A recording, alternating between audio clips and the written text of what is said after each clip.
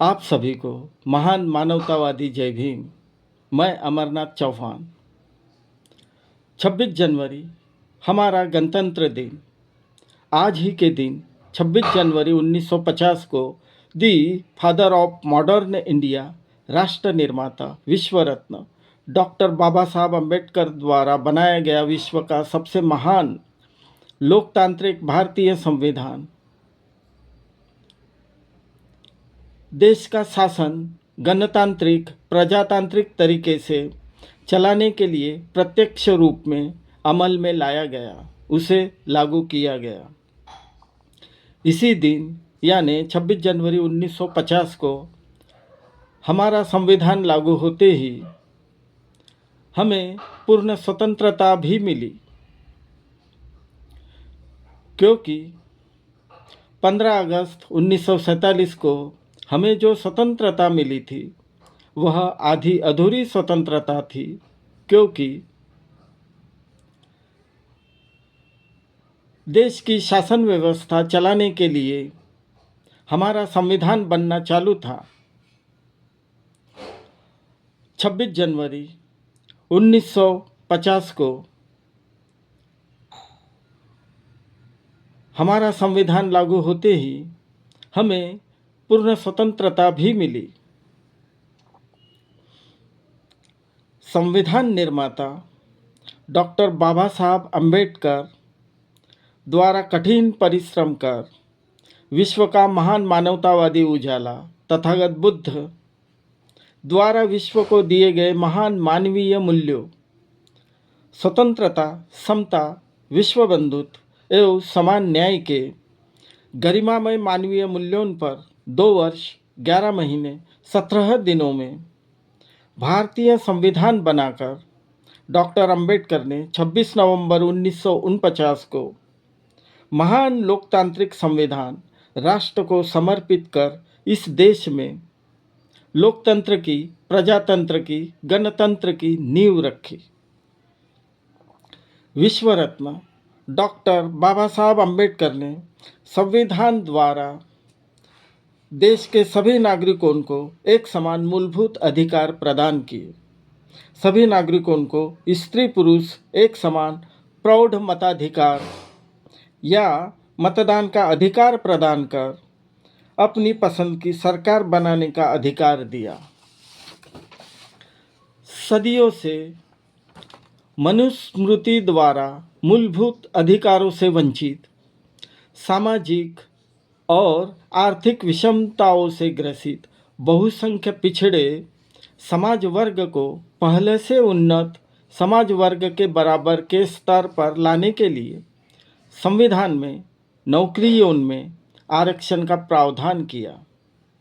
कानून के समक्ष राष्ट्रपति हो या प्रधानमंत्री या देश का कोई आम नागरिक सभी को एक समान न्याय का प्रावधान कर सभी को एक समान न्याय का अधिकार दिया। कानून के समक्ष सभी को एक समान लाकर खड़ा किया। सदियों से मनुस्मृति द्वारा कुछ समाज वर्ग पर लादी गई अस्पृश्यता संविधान द्वारा कानूनन समाप्त की गई। सार्वजनिक जगहों पर और सरकारी संपत्तियों का सभी को समान उपभोग और मुक्त संचार का अधिकार दिया।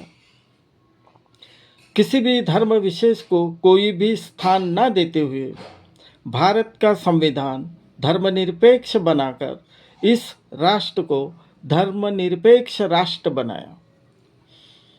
सभी नागरिकों को अपने पसंद के धर्म को मानने की, उपासना करने की, उसका प्रचार प्रसार करने की स्वतंत्रता प्रदान की। देश में कहीं भी आने जाने की, मुक्त संचार करने की, संपत्ति खरीदने की, मनपसंद नौकरी धंधा या पेशा करने की और देश में कहीं भी अस्थायी या स्थायी रूप से रहने की, बसने की स्वतंत्रता प्रदान की। देश के सभी नागरिकों को अभिव्यक्ति की, अपने मत व्यक्त करने की और निर्भय होकर बोलने की आज़ादी दी। सभी को अपने धार्मिक, सांस्कृतिक, आर्थिक, सामाजिक और शैक्षणिक संस्थाएं और संगठन बनाने की स्वतंत्रता प्रदान की। डॉक्टर अंबेडकर ने देश की केंद्रीय सरकार या राज्य सरकारों के नागरिकों के प्रति नीति निर्देशक तत्वों का संविधान में प्रावधान किया। संक्षिप्त में कहे तो संविधान के अनुच्छेद 21 के अनुसार सभी भारतीयों को जीवन जीने और व्यक्ति स्वतंत्रता का संरक्षण दिया गया है। वही अनुच्छेद 17 के तहत अस्पृश्यता नष्ट कर दी गई है। सारा विश्व डॉक्टर बाबा साहब अम्बेडकर को संविधान का जनक और आधुनिक भारत के निर्माता के रूप में जानता है। डॉक्टर बाबा साहब अम्बेडकर ने संविधान द्वारा सभी भारतीयों को कुछ मौलिक अधिकार दिए हैं। समानता का अधिकार यानी कानून के सामने सभी व्यक्ति समान हैं। उसी तरह धर्म, वंश, जात, लिंग या जन्म स्थान इन कारणों से भेदभाव करने की सख्त मनाही की गई है। सार्वजनिक सेवा योजनाओं में समान अवसर दिए गए हैं। स्वतंत्रता के अधिकार में हर एक व्यक्ति को जीवित रहने और व्यक्तिगत स्वतंत्रता का संरक्षण दिया गया है। डॉक्टर अंबेडकर 26 नवंबर 1949 को राष्ट्र को संविधान समर्पित करते हुए संविधान सभा में देशवासियों को सचेत करते हुए, आगाह करते हुए कहा था, 26 जनवरी के दिन भारत एक स्वतंत्र देश हो जाएगा। आगे उसकी स्वतंत्रता का क्या होगा, वह कायम रहेगा या फिर से उसकी स्वतंत्रता नष्ट होगी। मेरे मन में प्रथमतः यह विचार आता है, भारत कभी स्वतंत्र देश नहीं था, ऐसा नहीं है। लेकिन मुख्य मुद्दा यह है कि जो देश स्वतंत्र था वह अपनी स्वतंत्रता गवा बैठा। फिर दूसरी बार वह अपनी स्वतंत्रता नष्ट होने देगा क्या? भारत राष्ट्र के भविष्य के बारे में मुझे चिंता हो रही है। भारत की स्वतंत्रता गई इस बात की मुझे चिंता है, लेकिन उससे भी ज़्यादा अपने ही लोगों के विश्वासघात के कारण हम अपनी स्वतंत्रता खो बैठे, इसका मुझे बेहद दुख है। मोहम्मद बिन कासिम ने जब सिंध प्रांत पर आक्रमण किया, तब दाहिर राजा के सेनापति ने मोहम्मद बिन कासिम से घूस लेकर दाहिर राजा की ओर से लड़ने को नकार दिया। मोहम्मद घोरी को भारत पर आक्रमण करने के लिए और राजा पृथ्वीराज चौहान के खिलाफ लड़ने के लिए जयचंद ने खास न्योता देकर मोहम्मद घोरी को बुलाया और उसके लिए उसने अपनी खुद की और सोलंकी राजाओं की सहायता देने का कबूल किया। हिंदवी स्वराज के लिए जब शिवाजी लड़ाइयाँ लड़ रहे थे, तब बाकी के मराठा सरदार और राजपूत राजाएं मुगल सम्राटों की ओर से लड़ रहे थे। जब अंग्रेज सिखों के राज्य नष्ट करने की कोशिश कर रहे थे, तब उनका प्रमुख सेनापति गुलाब चंद चुपचाप स्वस्थ होकर बैठा था। इतिहास की फिर से पुनरावृत्ति होगी क्या? इस विचार से मेरा मन और ज़्यादा चिंताग्रस्त हो गया है। इस चिंता में और एक चिंता आ खड़ी है। अपने चारों ओर जातियाँ और पंथ के रूप में अपने जो पुराने शत्रु मंडरा रहे थे, उनमें अब परस्पर विरोधी और विषमवादी राजनीतिक मान्यताओं वाले राजनीतिक दलों की भरमार होने वाली है। भारत की जनता अपने पंथ से ज़्यादा अपने देश को अधिक महत्व देंगी क्या, या देश से ज़्यादा अपने पंथ को श्रेष्ठ समझेंगी?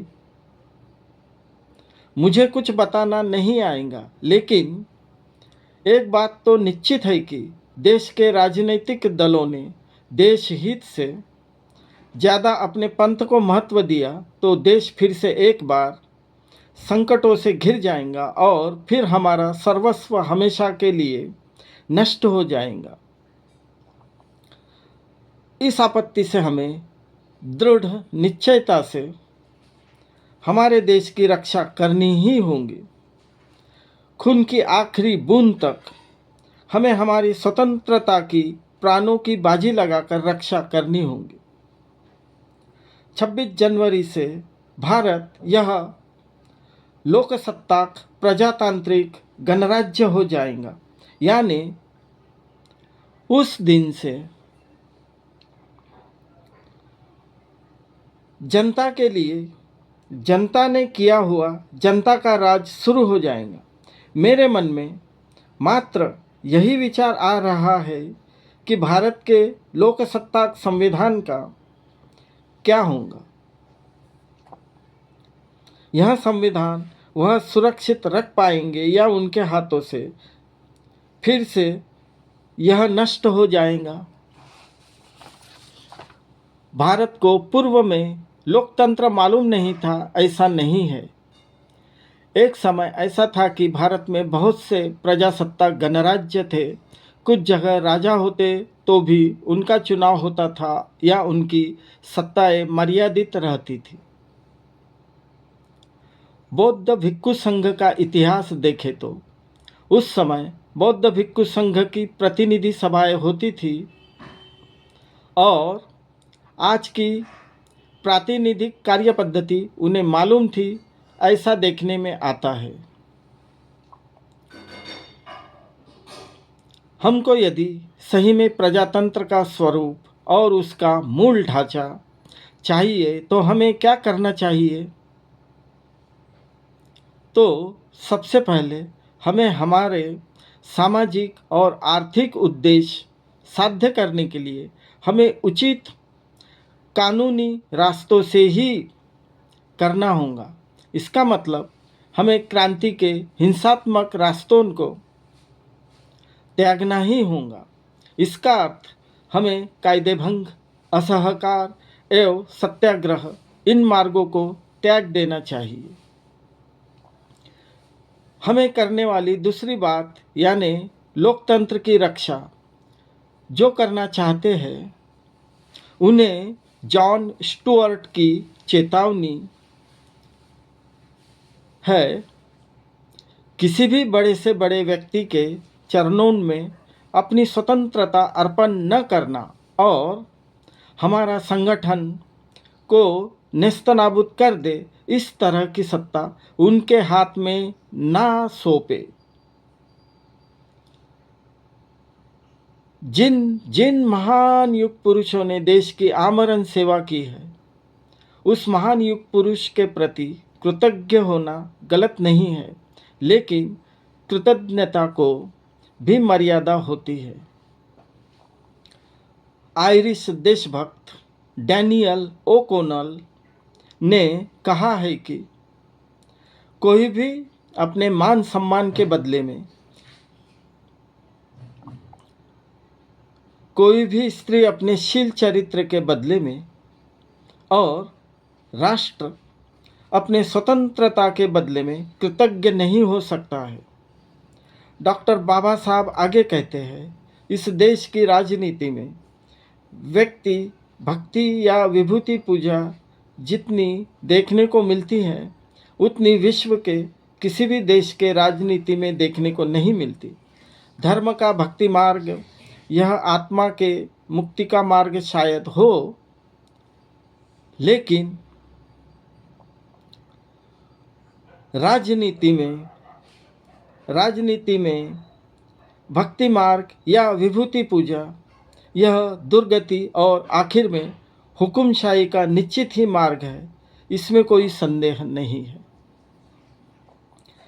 तीसरी महत्वपूर्ण बात है कि हमें केवल राजनीतिक लोकतंत्र पर संतुष्ट ना रहते हुए हमने हमारे राजनीतिक लोकतंत्र को सामाजिक लोकतंत्र में परिवर्तित करना ही होगा।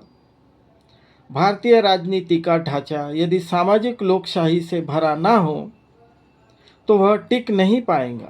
लेकिन सामाजिक लोकतंत्र यानी क्या?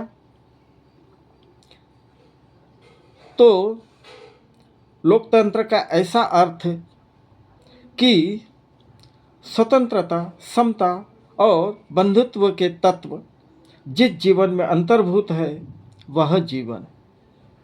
डॉक्टर बाबा साहब आगे कहते हैं, स्वतंत्र, समता और बंधुत्व यह तीनों तत्व अलग अलग नहीं हैं। इन तीनों का एक ही साचा है। उन तीनों की एक त्रिगुणात्मक मूर्ति है। उनको एक दूसरे से अलग करने की कोशिश की गई तो लोकतंत्र का असली उद्देश्य नष्ट हो जाएगा।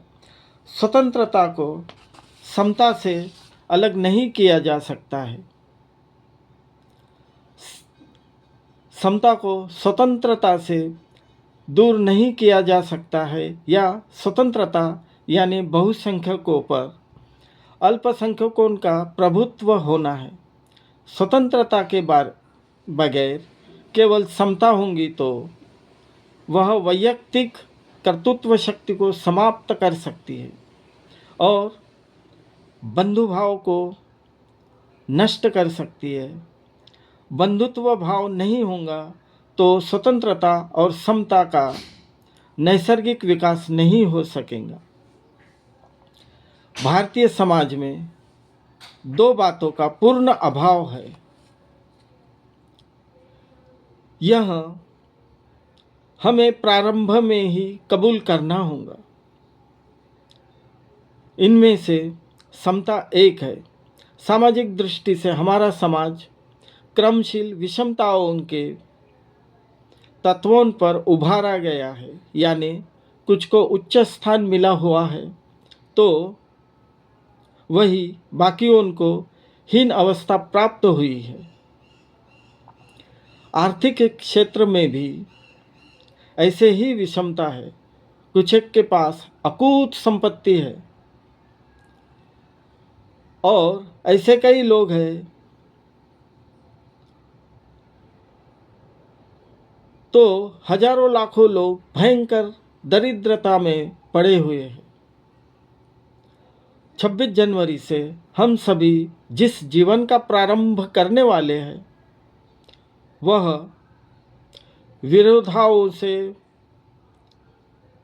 विरोधों से भरा हुआ है।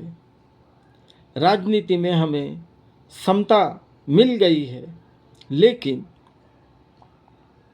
सामाजिक और आर्थिक जीवन में हमें विषमता ही दिखेंगी।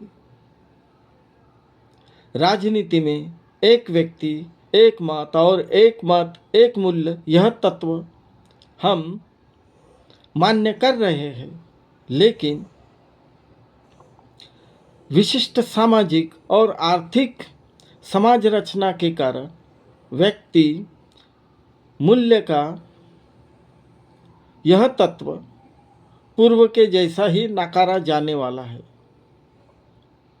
यह विरोधात्मक जीवन हम और कितने दिन ऐसे ही चलते रहने देंगे?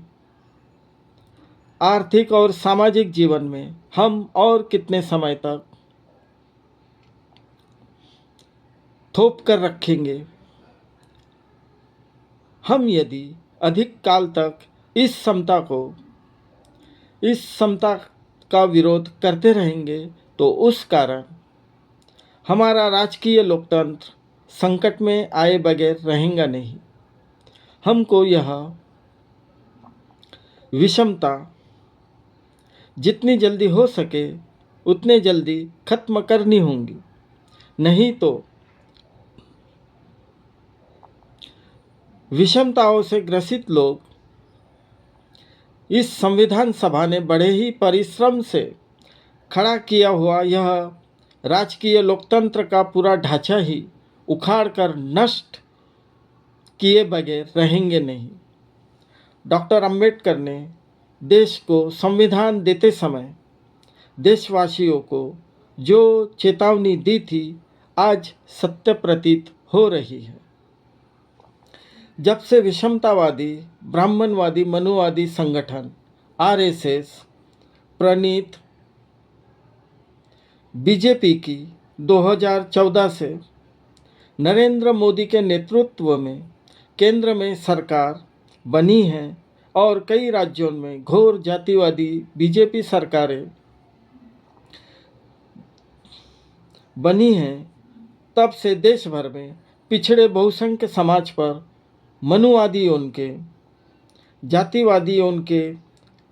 जातिवादी हमले और अत्याचार बढ़े हैं। जातिवाद अपने चरम पर है। पिछड़े गरीब वर्ग की महिलाओं का उत्पीड़न बढ़ गया है। देशवासियों पर मनुवाद से ग्रसित सड़ी गली रूढ़ियाँ, परंपराएं, अंधश्रद्धाएं, कपोल कल्पित देवी देवताएं थोपी जा रही है। सार्वजनिक संपत्तियों को, सरकारी उपक्रमों को मुट्ठी भर पूंजीपतियों को बेचा जा रहा है। डॉक्टर अंबेडकर ने संविधान में पिछड़े समाज वर्ग को नौकरियों में जो आरक्षण दिया है, उस आरक्षण को खत्म किया जा रहा है।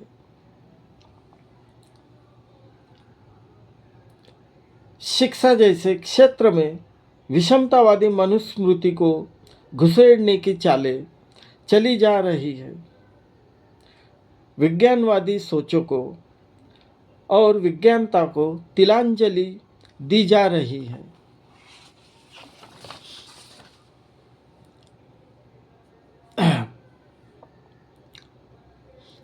शिक्षा का निजीकरण कर शिक्षा बेतहाशा महंगी कर गरीबों से शिक्षा छीनी जा रही है। महंगाई आसमान छू रही है। बेरोजगारी बहुत ज़्यादा बढ़ गई है। धर्मांध जातीयवादी अंधभक्तों को मनुवाद की चाशनी में कट्टर धर्मांधता की अफीम घोलकर पिला दी गई है, जिससे कमज़ोर पिछड़े वर्गों पर धार्मिक जातीयवादी हमले होते रहते हैं। संविधान पर आए दिन हमले कर संविधान को कमज़ोर कर संविधान खत्म कर मनुस्मृति लागू करने की चालें मनुवादी संगठन आरएसएस और उससे जुड़े संगठन कर रहे हैं। देश की प्रमुख संवैधानिक संगठनों पर दबाव डालकर उनके कार्य को असंवैधानिक तरीके से करने को मजबूर किया जा रहा है। विपक्ष की आवाज़ दबाने के लिए ईडी, सीबीआई और इनकम टैक्स जैसे संवैधानिक संस्थाओं को उनका गलत इस्तेमाल किया जा रहा है। यहाँ तक कि अदालतों पर दबाव डालकर उनके फैसले को प्रभावित किया जा रहा है। देश के नागरिकों को सजग रहते हुए हमें हमारे संविधान की रक्षा करनी होगी, क्योंकि संविधान सुरक्षित रहेगा तो हमारे मूलभूत हक अधिकार सुरक्षित रहेंगे। डॉक्टर बाबा साहब अम्बेडकर ने संविधान जब बनाया तो उसमें 395 कलम और 8 परिशिष्ट थे, लेकिन समय समय पर अवसरवादी सत्ताधारियों ने अपना स्वार्थ साधने के लिए अनेकों गैर जरूरी संशोधन किए हैं। अंत में हमारा संविधान क्या है? तो हमारा संविधान है सार्वभौम, समाज सत्तावादी, धर्मनिरपेक्ष, लोकतांत्रिक गणराज्य, यह हमारा संविधान है। आप सभी को गणतंत्र दिन की हार्दिक शुभकामनाएं। 75वां गणतंत्र दिन चिरायु हो। आप सभी को फिर से एक बार महान मानवतावादी जय भीम।